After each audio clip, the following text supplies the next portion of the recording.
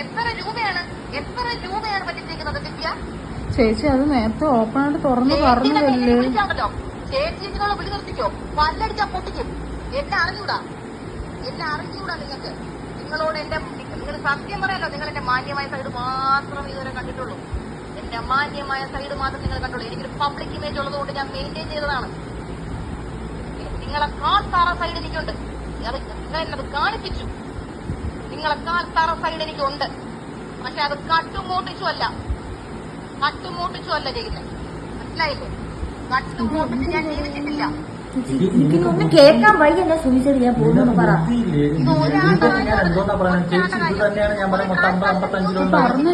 ചെയ്യാന്ന് പറയാം. പിന്നെ നിങ്ങൾ പറയുന്നത് മൊത്തം അല്ല ഒരു പേയ്മെന്റ് 55 കൊടുത്തെന്ന് പറയുന്നു. ചേച്ചി അതല്ലേ ചേച്ചി ഞാൻ പറഞ്ഞത്, ഒരാൾക്ക് 50-നകത്ത് വെച്ച് ഞങ്ങൾ ഷെയർ ചെയ്ത് എടുത്തിട്ടുണ്ടെന്ന്, കിട്ടിയിട്ടുണ്ടെന്ന്. ഇത് മാത്രമുണ്ട് 55,000. അതല്ലാത്ത 1000 സ്ക്രീൻഷോട്ട് വേറെ കസ്റ്റമേഴ്സിന് വരാൻ പോകുന്നതേ ഉള്ളൂ.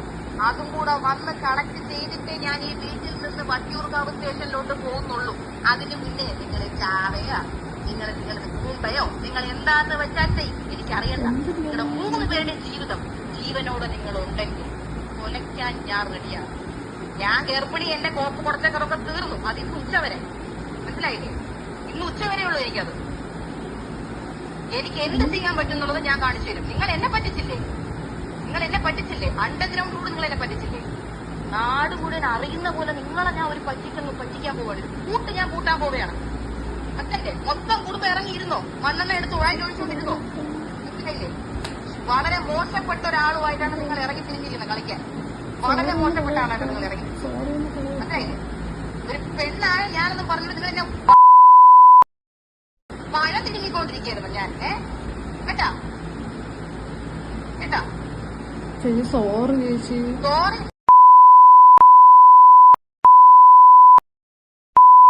മനസ്സിലായില്ലേ? സോറി ആർക്ക് സോറി? ആർക്ക് സോറി പറയണം? ആർക്ക് വേണ്ട സോറി? പറഞ്ഞല്ലോ, എഴുതി വെച്ചോ. യൂട്യൂബ് ചാനലിലൂടെയും പോലീസ് സ്റ്റേഷനിലൂടെ നിങ്ങളുടെ ഞാൻ ഫ്യൂച്ചർ തൊലിച്ചു. യൂട്യൂബിലൂടെ നിങ്ങളുടെ ഫുൾ ഇമേജ് ഞാൻ തൊലിച്ചു. നിങ്ങൾക്ക് ലോകത്തെവിടെയും പോവാൻ പറ്റാത്ത രീതിയിൽ ഞാൻ ആക്കും. മനസ്സിലായല്ലോ?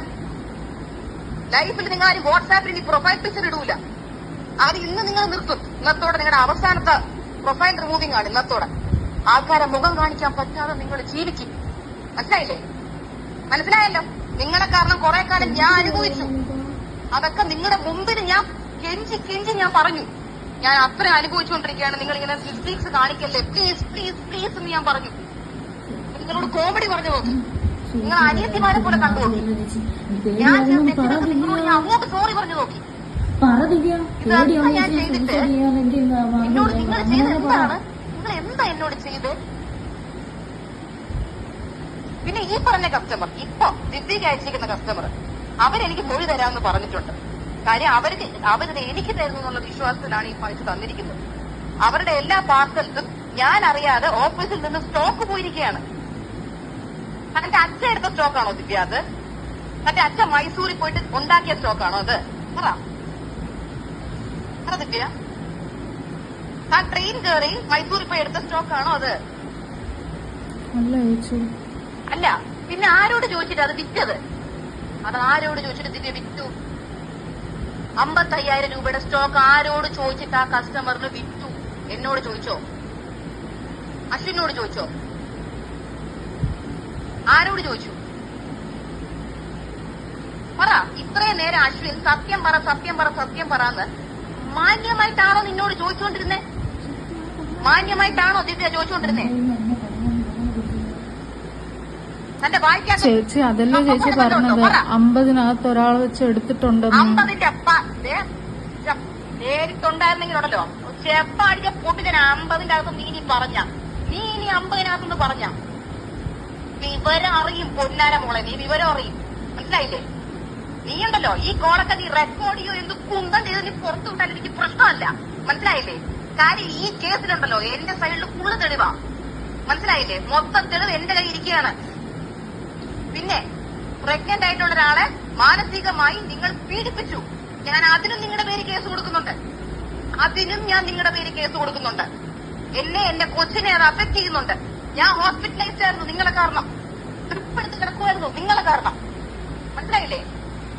ഞാൻ എല്ലാത്തിനും നിങ്ങളെ കൊണ്ട് അരിയണിപ്പിക്കും ദിവ്യ, പ്രത്യേകിച്ച് ദിവ്യ. ഈ ഇത്ര നേരം നമ്മൾ ചോദിച്ചിട്ടും ഇതിലൊരൊറ്റ സ്ക്രീൻഷോട്ട് നീ എനിക്ക് അയച്ചെന്നില്ലോടി. എന്നിട്ട് എന്താ നീ പറഞ്ഞ പങ്കിട്ടെടുത്തുന്നാ? ഒരൊറ്റ അടി വെച്ചില്ല പങ്കിട്ടെന്നെങ്കിൽ നീ പറഞ്ഞ കേട്ടല്ലോ.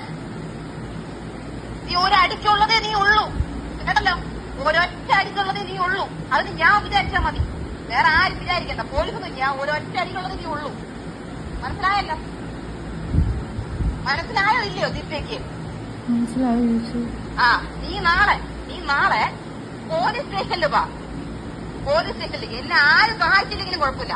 ഞാൻ ഒറ്റയ്ക്ക് ഓട്ടോ പിടിച്ചിട്ടായാലും ഞാൻ പോയി കേസ് കൊടുത്തിരിക്കും.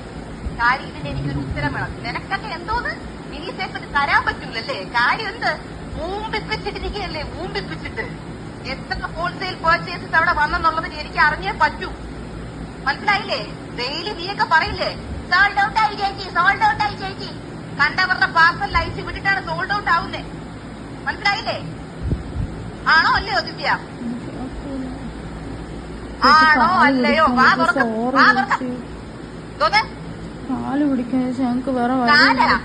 എന്റെ കാലങ്ങൾ തൊട്ടോടെ പെണ്ണെ കൈ അരിഞ്ഞ് ഞാൻ പട്ടിക്കിട്ട് കൊടുക്കും.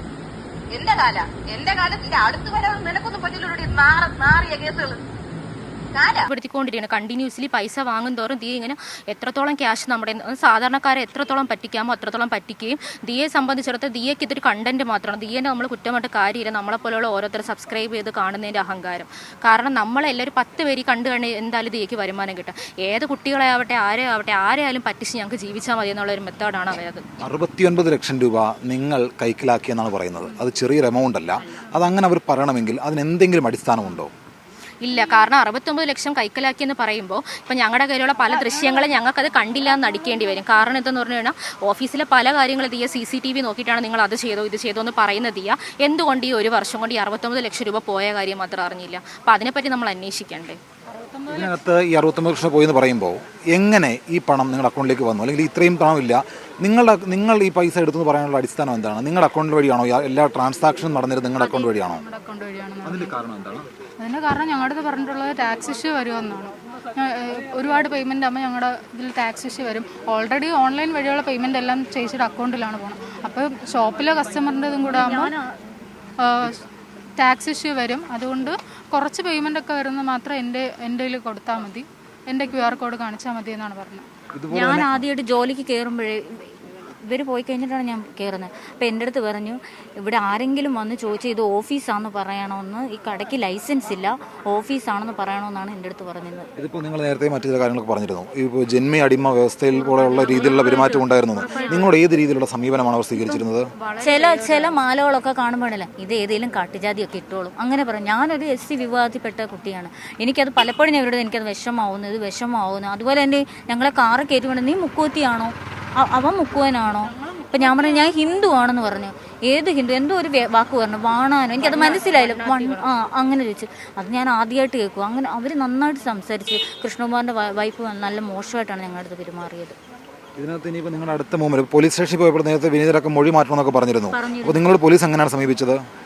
ഞങ്ങൾ 2 മണിയായപ്പോഴാണ് വിനീതൻ്റെ സ്റ്റേറ്റ്മെൻറ്റ് എടുക്കാൻ കയറ്റിയത്. വിനീതനെ വിടുന്നത് 7 മണിയൊക്കെ ആയി. അതുവരെ സ്റ്റേറ്റ്മെൻറ്റ് എടുക്കുന്ന പോലീസുകാരെ ഒന്ന് എണീക്കും, പിന്നെയും വരും, പിന്നെയും ചായ കുടിക്കും, ഫോൺ വിളിക്കും.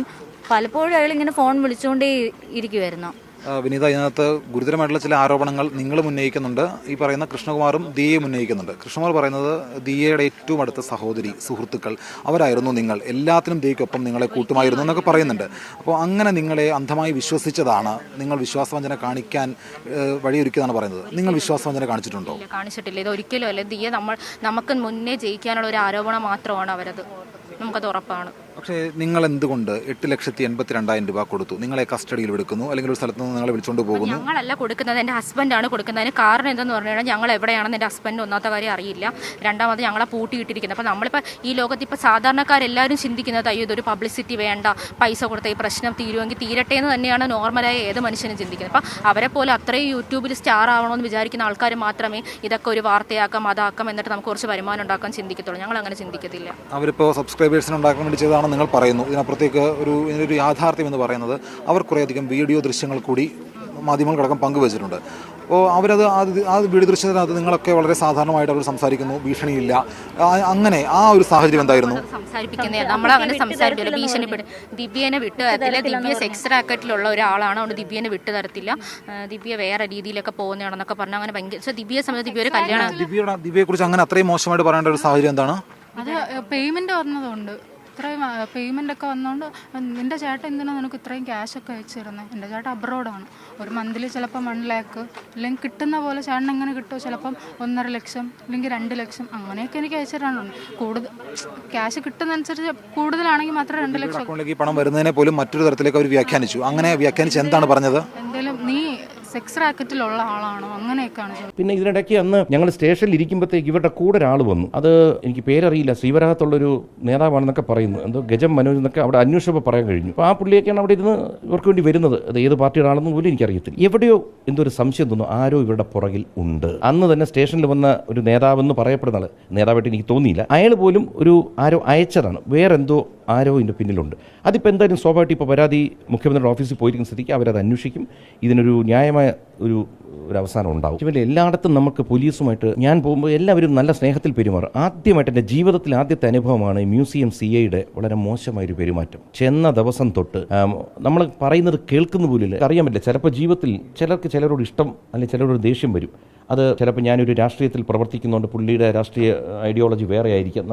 നമുക്കിപ്പോഴും പുള്ളിയുടെ ദേഷ്യമില്ല. അന്നും ഞാൻ സ്റ്റേഷനിൽ ഇറങ്ങുമ്പോൾ അദ്ദേഹം വെളിയിൽ നിൽപ്പുണ്ടായിരുന്നു. ഞാൻ മൊഴി കൊടുത്തിട്ട് ഞാൻ പോയി ഷേക്കാൻ്റെ കൊടുത്തു. ഞാൻ നമസ്കാരം സുഖമല്ലേ. കാരണം നമ്മൾ അങ്ങനെ വളർന്നവരാണ്. നമുക്കിപ്പോൾ കോൺഗ്രസും കമ്മ്യൂണിസ്റ്റും എനിക്ക് ഏറ്റവും കൂടുതൽ സൗഹൃദം അതിനകത്താണ്. നമ്മളവരെ കണ്ടാൽ മിണ്ടാതെ പോകും. രാഷ്ട്രീയപരമായി നമ്മൾ പ്രത്യയശാസ്ത്രപരമായി നമ്മൾ എതിർക്കുന്ന ഇലക്ഷൻ സമയത്തൊക്കെ അല്ലാതെ ഈ അങ്ങനെ അസംബ്ലിക്കകത്ത് എല്ലാവരും കൂടി ഒരുമിച്ചല്ലിരിക്കുന്നത്. പണ്ട് ശ്രീനിവാസൻ സിനിമയിൽ പറയുന്നില്ലേ, ഈ വഴി കിടന്ന ആൾക്കാർ കത്തിക്കുത്തും മറ്റും ചെയ്യുന്നത്, നേതാക്കൾ ഒരുമിച്ചിരിക്കുന്നത്, ആരെങ്കിലും ഏതെങ്കിലും ഒരു നേതാവ് മറ്റൊരു നേതാവിനെ കുത്തിയ ചരിത്രമുണ്ടോ? ഇല്ല. ഇതൊക്കെ തെറ്റായ സംഭവങ്ങൾ. രാഷ്ട്രീയം മറ്റേത് യൂണിഫോമിൽ നിൽക്കുന്ന ആൾ കാണിക്കാൻ പാടില്ല. നമുക്കപ്പോൾ ചെയ്യാവുന്ന ഒറ്റ വഴിയുള്ളൂ, ആഭ്യന്തരമന്ത്രിയെ നേരിട്ട് നമ്മൾ സമീപിക്കുക. നമ്മുടെ മുഖ്യമന്ത്രി അദ്ദേഹത്തിന് പരാതി കൊടുത്തിരിക്കുന്നു. അവിടെ നിന്ന് ഫോൺ വന്നിട്ടുണ്ട്. വളരെ എനിക്ക് ആശ്വാസവും സന്തോഷവും പകരുന്ന തരത്തിലാണ് അവരുടെ സംസാരം ഉണ്ടായത്. ആ ഓഫീസിനോട് പൂർണ്ണമായ നന്ദിയും സ്നേഹവും അറിയിക്കുന്നു. ഇപ്പോഴും ഇന്ന് ലോകത്തിൻ്റെ ഒരു തകരാറ് എന്ന് വെച്ച് കഴിഞ്ഞാൽ കുറ്റം ചെയ്തവരെ സംരക്ഷിക്കാൻ പലരും വരും. തെറ്റ് ചെയ്തവർ പൂർണ്ണമായി, നിങ്ങൾ മാധ്യമത്തിൽ നിൽക്കുന്ന നിങ്ങൾ കാണുന്നുണ്ട്, ന്യായം ഇതല്ല, എന്നിട്ടും അന്യായത്തിന് സപ്പോർട്ട് കിട്ടുന്ന സംഭവങ്ങൾ നമ്മൾ കാണുന്നുണ്ട്. ഇതെവിടെയൊരു തകരാറ് ഭൂമിയിൽ തന്നെ ഉണ്ട്. അത് പ്രത്യേകിച്ച് നമ്മളത് ഓരോരുത്തരും ആലോചിക്കണം. ഇത്തരം തെറ്റുകളെയല്ല നമ്മൾ സപ്പോർട്ട് ചെയ്യേണ്ടത്. നമ്മൾ അന്യായത്തിനെതിരെ വേണം സംസാരിക്കാൻ. എന്നെ സംബന്ധിച്ചിട്ട് ഇപ്പോൾ ഈ ജയില്, അറസ്റ്റ് പറഞ്ഞ ഇതൊന്നും എനിക്ക് ഭയമില്ല. പക്ഷേ അന്യായത്തിനാണ് ഇപ്പോൾ ഇവിടെ ന്യായം കിട്ടിക്കൊണ്ടിരിക്കുന്നത്. ഭീഷണിപ്പെടുത്തിയാൽ പോലും ഇല്ലേ അവർക്ക് ഈ ഓരോ മണിക്കൂറിൽ നിന്ന് എവിടെ നിന്ന് ഇത്രയും ക്യാഷ്? അവരിപ്പോൾ പറയുന്നത് നമ്മുടെ അക്കൗണ്ടിൽ എത്ര രൂപ ബാലൻസ് ഉണ്ടെന്ന് ചോദിച്ചപ്പോൾ 5000 രൂപ പോലും ഇല്ലയെന്ന് പറഞ്ഞ് ചിരിക്കുന്നുണ്ട്. ശരി, എന്നാൽ അവർ ഈ ഓവർനൈറ്റ് എവിടെ നിന്നാണ് ഇത്രയും ക്യാഷ് ഒപ്പിച്ചത്? അത് റെഡി ക്യാഷ്, അതവരെവിടെ നിന്ന് ഒപ്പിച്ചു എന്നുള്ളത് നമ്മൾ ചോദിക്കുമ്പോൾ അതവർക്ക് ഉത്തരവില്ല. അത്രയേ ഉള്ളൂ. അത് മാത്രമല്ല, അവർ നമുക്ക് എന്തിന് ഈ ക്യാഷ് തന്നു? തെറ്റ് ചെയ്തിട്ടില്ലാത്തവർ ഭീഷണിപ്പെടുത്തിയാലും തരാൻ പറ്റില്ല എന്നങ്ങ് പറഞ്ഞാൽ പോരെ. അത് നമുക്ക് ഈ ഉത്തരം മുട്ടുമ്പോൾ കിടന്ന ഒരു ഇതുണ്ടല്ലോ, അതാണ് അവരുടെ ഈ ജാതി കാർഡ്. എൻ്റെ ഫാമിലിക്കകത്ത് തന്നെ എൻ്റെ അച്ഛൻ വേറെ ജാതി, എൻ്റെ അമ്മ വേറെ ജാതി, എൻ്റെ ഹസ്ബൻഡ് വേറെ ജാതിയാണ്. അപ്പോൾ ജാതിയെക്കുറിച്ച് പറഞ്ഞു തുടങ്ങണമെങ്കിൽ തന്നെ എൻ്റെ ഫാമിലിക്കകത്ത് ആദ്യം ചോദ്യം വരും. മനസ്സിലായില്ലേ? ജാതിയിൽ പ്രശ്നമുള്ള ഒരാളാണെങ്കിൽ ഫസ്റ്റ് ഓഫ് ഓൾ ഞാൻ ഓഫീസിൽ ഇവരെ റിക്രൂട്ട് ചെയ്യേണ്ട കാര്യം എന്താണ്? ഇവരുടെ ജാതി എനിക്ക് അന്വേഷിച്ചിട്ട് ഈ ജാതിയിലുള്ളവർ നമ്മുടെ ഓഫീസിൽ വേണ്ട എന്ന് പറഞ്ഞാൽ മതി.